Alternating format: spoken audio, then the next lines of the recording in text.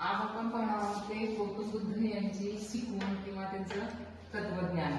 तर आपण अगोदर सगळं पाहिलेलं होतं की भगवान बुद्धाचा जन्म कसा झाला, काय झाला, त्यांना 4 दृश्य कशी दिसलेली होती, त्यातून त्यांना माणसाचं दुःख काय आहे असा प्रश्न पडला आणि त्यातून ते घरातून बाहेर पडले. ठीक आहे. आपण 4 दृश्यामध्ये काय पाहिलेलं होतं की ज्यावेळेस भगवान बुद्ध त्याचा जो सारथी होता चंद्रा, त्याच्यासोबत ते बाहेर फिरायला गेले होते किंवा फेरफटका मारायला गेले होते किंवा भ्रमण करायला जेव्हा ते बाहेर गेले होते तेव्हा त्यांना 4 दृष्टी दिसलेली होती. की पहिल्या दृष्टी होतं ते काय होतं की एक म्हातारा माणूस त्यांना दिसला. त्यांनी विचारलं चंद्राला की बाबा हे काय आहे.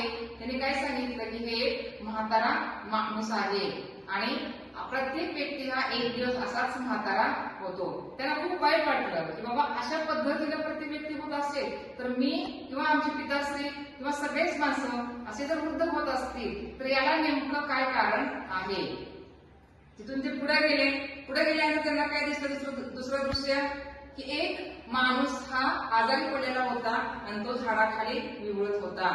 त्याला खूप त्रास होत होता, त्याला मार झालेला होता. त्यावेळेस त्यांनी विचारलं की ह्याला काय झालेलं आहे. चंद्रानं सांगितलं की बाबा हा एक आजारी माणूस आहे आणि प्रत्येक व्यक्ती हा एक दिवस आजारी पडत असतो. मग ते म्हणजे तुम्ही पण आजारी पडणार का. हो, तुम्ही पण आजारी एक दिवस पडणार. म्हणजे प्रत्येक व्यक्ती जर एक आजारी पडत असेल तर याला नेमकं काय कारण आहे. त्यांना अनेक प्रश्न मनामध्ये निर्माण होत होते. त्यानंतर ते पुढे गेल्यानंतर त्यांना काय दिसलं की एक प्रेत यात्रा जात होती आणि त्याच्या पाठीमागे काही त्यांची जी नातेवाईक होती, जे काही माणसं होते ते शोक करत होते. त्यांनी विचारलं की हे काय झालेलं आहे. त्यावेळेस चंद्रानं सांगितलं की बाबा एका व्यक्तीचा मृत्यू झालेला आहे आणि त्यामुळे हे सर्व लोक शोक करत आहेत. ते म्हणजे आपण पण सगळे मरणार का. हो, आपण पण सगळे मरणार आणि मेल्यानंतर त्या व्यक्तीचं दहन करतात किंवा त्याला दफन करतात. त्यावेळेस विचार करायला लागले की हे नेमकं काय आहे जे त्यांनी आतापर्यंत राजवाड्यामध्ये काहीही पाहिलेलं नव्हतं. तिथून ते पुढे गेल्यानंतर त्यांना एक शांत झाडाखाली बसलेला एक भिक्षू दिसला किंवा आपण काय म्हणतो की त्याला एक संन्यासी दिसला. तो संन्यासी तो इतका शांत होता, त्याचं मन, त्याच्या चेहऱ्यावरती प्रसन्नता होती. ते पाहिलं आणि त्यांनी विचारले की बाबा हे नेमकं काय आहे. हा व्यक्ती एवढा शांत कसा दिसतोय, त्याच्या चेहऱ्यावरती अजिबात दुःख नाहीये. सांगितलं त्याने की अरे हा हे का नाही एक संन्यासी आहे, त्याला जीवनाविषयी प्रपंचाविषयी काही देणं घेणं नाही. हा नेहमीच असाच राहतो, म्हणजे तो तप साधनेमध्ये दिवस घालवतो आणि मन शांत ठेवतो. त्यामुळे चेहऱ्यावरती एक प्रसन्नता दिसत होती.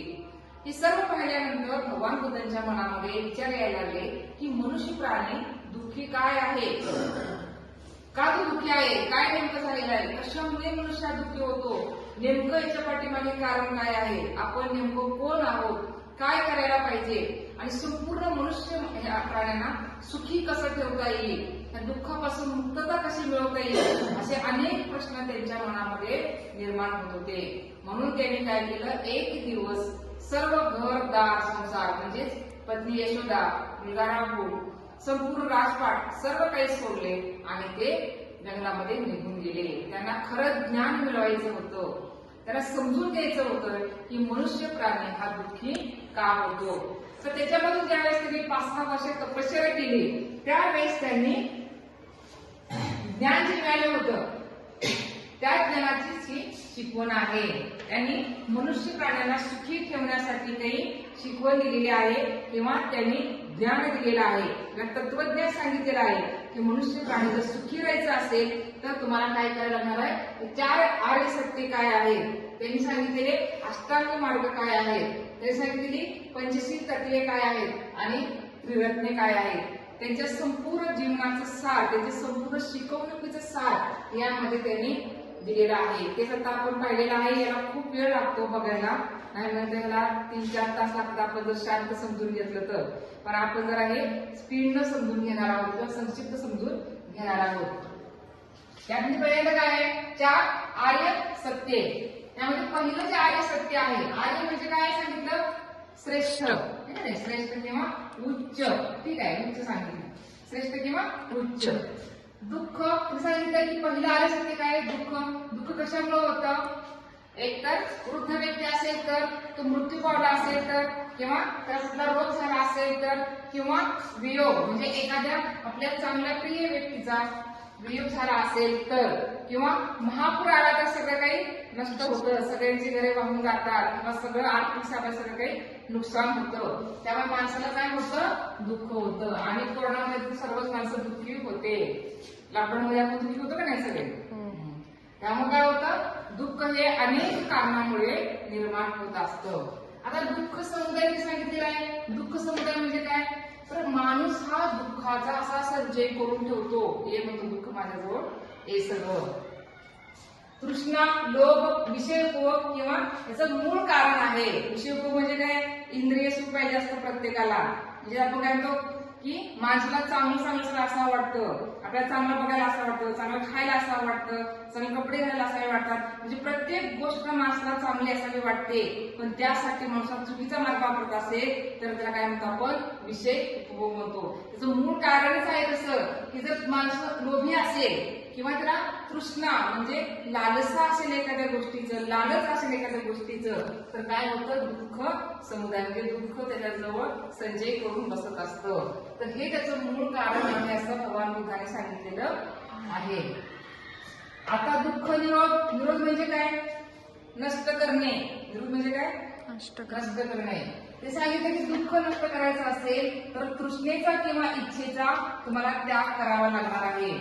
म्हणजे जे काही तृष्णा आहे ते काय, की एखाद्या गोष्टीची लालसा किंवा लालच ते तुम्हाला त्याग करावा लागणार आहे. किंवा इच्छा, जी चुकीच्या गोष्टीची इच्छा असते माणसाला, नाही लगेच वाटतं की मी पंतप्रधान व्हावं, मुख्यमंत्री व्हावं, मी लगेच प्राचार्य व्हावं, मी काय व्हावं, स्टेट मेंबर व्हावं, काही व्हावं, असं इच्छा खूप असते. पण ती इच्छा मारायला लागते. जे आपण चांगलं करू शकतो ना तेच तुम्हाला करावं लागणार आहे. म्हणजे काय सांगितलेलं आहे की तुम्हाला काय करावं नाही, जी तृष्णा आहे, इच्छा आहे, तर तुम्हाला त्याग करावा लागणार आहे. आणि शेवटचं सांगितलं की 4 आर्य सत्यामधलं दुःख समुदाय निरोध मार्ग. तुम्हाला मार्ग आहे, जे काही दुःख आहे ना ते दुःख नष्ट करण्यासाठी त्यांनी मार्ग पण सांगितलेले आहेत. तृष्णेचा नाश होण्यासाठी अष्टांग मार्गाचा वापर केला पाहिजे असं त्यांनी सांगितलेलं आहे. की तुम्हाला काय करायला लागतंय, 8 मार्गांचा वापर करायचा आहे. 8 मार्गांचा वापर केलं की मनुष्य हा सुखी समृद्ध होतो. म्हणजे काय सांगितलेलं आहे, अष्टांग मार्ग, त्यात आपण पाहणार आहोत. अष्टांग मार्ग आर्य म्हणजे श्रेष्ठ, म्हणजे अतिशय श्रेष्ठ असे 8 मार्ग सांगितलेले आहेत. त्यामध्ये पहिलं सम्यक स्मृती, म्हणजे चांगले विचार करायचे, तुम्ही वाईट विचार करायचं नाही. सम्यक स्मृती म्हणजे आपली जी स्मृती आहे, आपली जी स्मरणशक्ती आहे ती फक्त चांगल्या विचारानेच भरलेली असावी. म्हणजे काय सांगितलंय की चांगले विचार ठेवा किंवा विवेकी राहा. म्हणजे सत्सद विवेक बुद्धीने तुम्हाला विचार करायचा आहे. वाईट मार्गाने वाईट विचार करून किंवा चोरी करून पैसा मिळवायचा नाही, कुणाचे नुकसान करून पैसा मिळवायचा नाही. तर काय करायचंय, चांगले विचार आपण मनामध्ये ठेवायचे आहे. सम्यक दृष्टी म्हणजे चांगली दृष्टी ठेवा मी सांगितलेलं आहे. वाईट दृष्टी ठेवू नका किंवा कुठलंही वाईट काही बघायचं नाहीये, चांगलंच बघायचं आहे. ठीक आहे, म्हणजे कुठलं कर्मकांडी करू नका, कुठलाही वाईट विधी करू नका. काही आता आपण ठिकाणी बघतोय समाजामध्ये की काही स्त्रिया ह्या दही भात टाकतील, कुठं लिंबू टाकतील, कुठं मिरच्या टाकतील, कुठं काळ्या भावल्या टाकत असतात. हे सगळं काय चुकीचं कर्मकांड आहे. किंवा पैसा मिळवण्यासाठी, धनसंपत्ती मिळवण्यासाठी एखाद्या मुलाचा किंवा एखादा नरबळी दिला जातो, हे सुद्धा अतिशय वाईट कर्मकांड आहे. असं कुठलंही कर्मकांड करू नका असं सम्यक दृष्टीमध्ये सांगितलेलं आहे. चांगलंच तुम्ही बोलायचे, चांगलंच तुम्ही वागायचं, चांगलंच तुम्ही डोळ्यांनी बघायचं आहे. तिसरं आहे सम्यक वाणी, म्हणजे नेहमी सत्य बोला, नेहमी खरं बोलायचं आहे. खोटं बोलून काहीही होत नाही. खोटं बोलण्यापेक्षा नेहमी चांगलं बोललं पाहिजे. निंदा करू नये, म्हणजे कुणाचीच निंदा करायची नाही. पाठीमागे नावं ठेवत बसून काही फायदा होत नाही, उलट आपलं आणि इतरांचं पण नुकसान होत असतं. त्यामुळे निंदा न करता माणसाने नेहमी चांगलं बोललं पाहिजे असं आपल्याला भगवान बुद्धांनी सांगितलेलं आहे. आता सम्यक कृती, सम्यक कृती म्हणजे काय की माणसानं प्राण्यावरती दया दाखवायची आहे आणि दान धर्म करायचा आहे. कृती म्हणजे तुमचं कार्य, तुम्ही काय केलं ना, तुम्ही काहीतरी ऍक्शन घ्या, तुम्ही काहीतरी चांगलं काम करा, चांगली कृती करा, चांगलं काहीतरी करून दाखवा. प्रत्येक वेळेला तुम्हाला सतत सगळे शिक्षक सांगत असतात की तुम्ही चांगलं काहीतरी करा, म्हणजे तुम्हाला चांगलंच मिळत असतं. इथं पण तसंच आपल्याला भगवान बुद्धांनी सांगितलेलं आहे की तुम्ही चांगली कृती करा, म्हणजे तुम्ही दानधर्म करा किंवा विद्यादान करा. तुम्ही चांगलं जेव्हा कराल तेव्हा तुम्हाला चांगलंच मिळत असतं, ठीक आहे. आता हे सम्यक संकल्प, संकल्प म्हणजे काय? एखाद्या गोष्टीचा निर्धार करणे, निर्धार करायचंय तुम्हाला, संकल्प करायचाय तुम्हाला चांगल्या गोष्टीचा, ठीक आहे. म्हणजे स्वार्थ तुम्ही सोडून द्यायचंय, भोग विलास पूर्णपणे त्याग करायचा संकल्प करायचा असतो.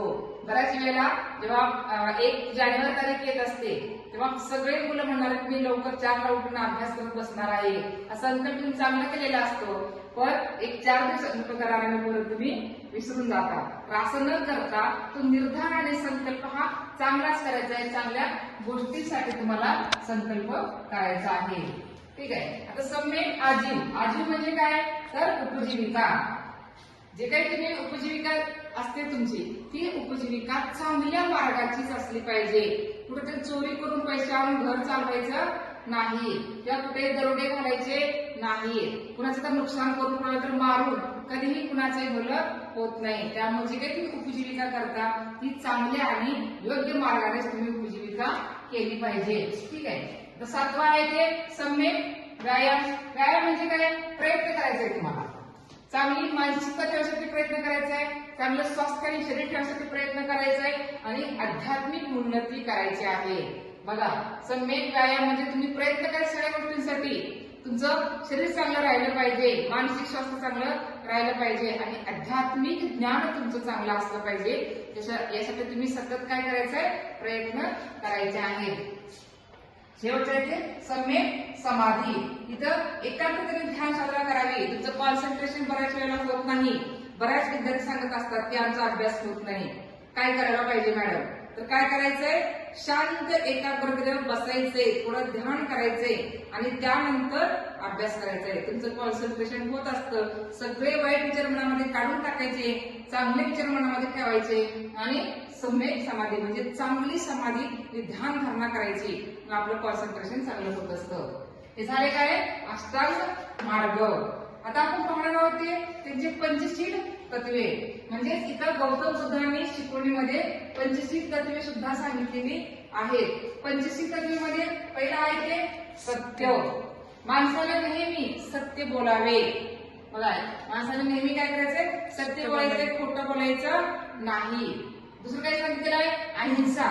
म्हणजे कुठलीही हिंसा करायची नाहीये, कुणालाही मारायचं नाहीये, जाळपोळ करणं, दगड मारत बसणं आणि त्यानं काही होत नाही, उलट नुकसान सगळं होत असतं. तर काय करायचंय? नेहमी चांगलं वागायचंय, कुठलीही हिंसा करायची नाही. अहिंसेने प्राणी मात्रावरती दया दाखवायचंय. दिसलं कुत्र म्हणजे दगड मारायचा नाही. तर काय करायचंय की प्राणी मात्रावर दया दाखवायची, कशाची कोणाची हत्या करू नये, कुणालाही मारू नये सांगितलेलं आहे. अस्तेय म्हणजे चोरी करू नये, कुठल्याही गोष्टी चोरी करत नाही, दुसऱ्यांची वस्तू उचलायची नाही, दुसऱ्यांच्या वस्तूला हात लावायचा नाही, अशी शिकवण आपल्याला इथं भगवान बुद्धांनी दिलेली आहे. त्यानंतर अपरिग्रह, संग्रह करू नये, कुठलीही गोष्ट संचय करून खूप सारी ठेवायची नाही.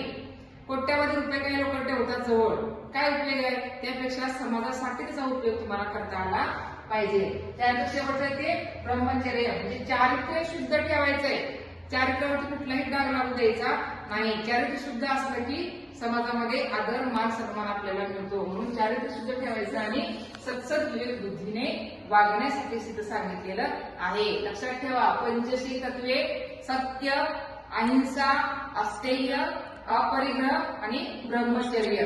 परत एकदा, सत्य, अहिंसा, अस्तेय, अपरिग्रह, ब्रह्मचर्य, हे 5 पंचशील तत्वे तुम्ही लक्षात ठेवायची आहेत. शेवटचं आहे त्यांचं ते त्रिरत्ने. त्रिरत्ने म्हणजे 3 रत्न त्यांनी सांगितलेली आहेत. त्यातलं पहिलं आहे ते प्रज्ञा. प्रज्ञा म्हणजे ज्ञान. लोकांच्यासाठी, कल्याणासाठी त्या ज्ञानाचा वापर केला पाहिजे, म्हणजेच प्रज्ञा. प्रज्ञा म्हणजे ज्ञान. तुम्हाला जे काही ज्ञान आहे त्या ज्ञानाचा चांगल्या गोष्टीसाठी वापर करा, चुकीच्या गोष्टीसाठी वापर करायचा नाही. त्यानंतर आहे शील. शील म्हणजे चारित्र्य शुद्ध ठेवा, नैतिकतेनेच प्रत्येक गोष्ट करायची आहे, म्हणजे नीतिमत्ता अतिशय महत्वाची आहे. त्यानंतर आहे शेवटचं करुणा. म्हणजे प्रत्येक प्राणी मात्रावरती तुम्हाला दया दाखवायची आहे. कुणालाही मारायचं नाही, कुणाचे नुकसान करायचं नाही, कुठल्या तरी देवा धर्माला बकरे कोंबडे कापत बसायचं नाही, तर दया दाखवा प्राणी मात्रावरती, असं भगवान बुद्धाने आपल्याला सांगितलेलं आहे.